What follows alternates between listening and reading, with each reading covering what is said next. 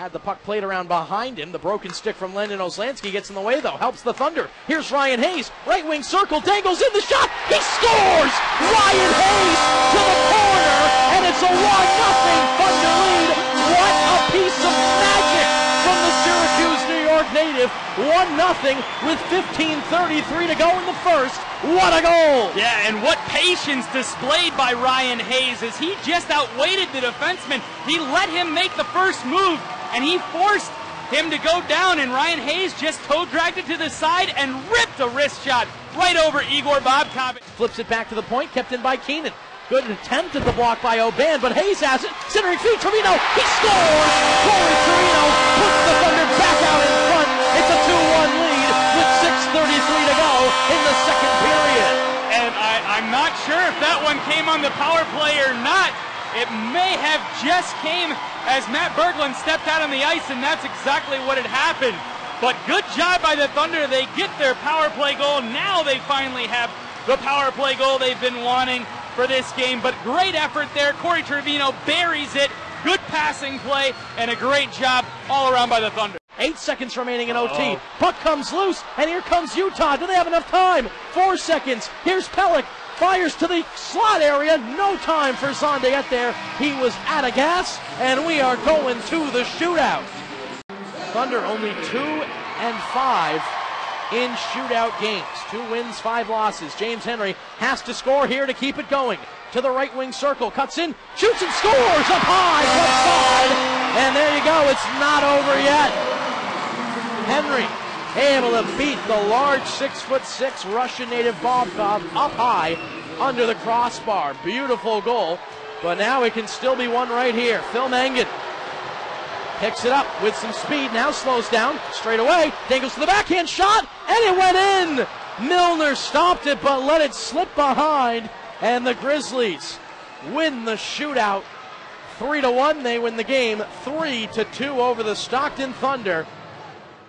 I just want to hear your walkthrough of that goal that you scored in the first period. It's so beautiful. Yeah, no, thank you.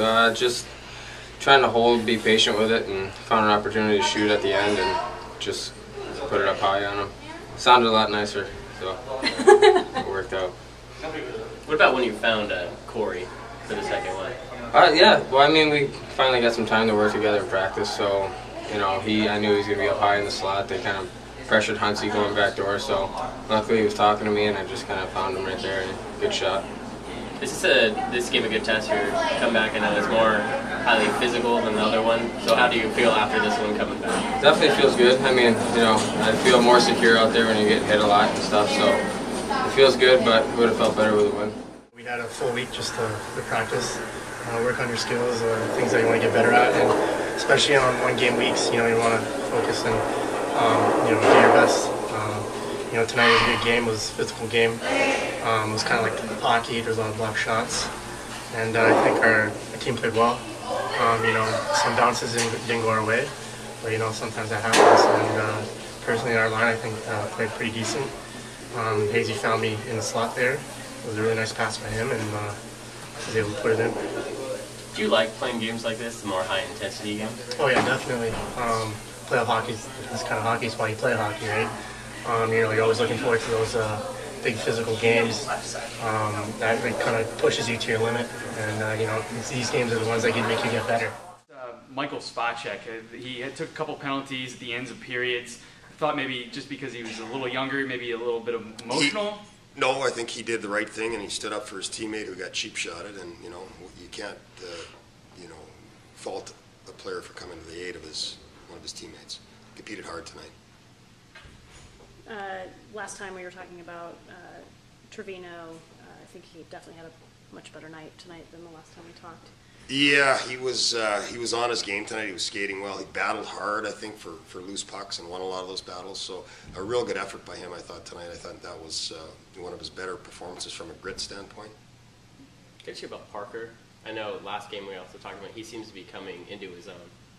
Yeah, he's been ever since the first call-up earlier in the year and coming back after that, he played really well, and he's been that way ever since. I think he's been solid all the way around. Unfortunate for him tonight that it ended the way it did, because I thought he had a good game for us.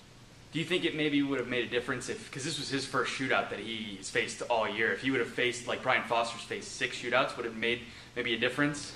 It's hard to say. They've got some pretty offensive, talented players who are good in those situations, and those are the guys that scored. You know, our guys have to, you know, find ways to score some goals in the shootout as well. I mean, they're a very talented team. I thought that the game was even all the way along, and both teams competed hard. It's playoff type hockey right now.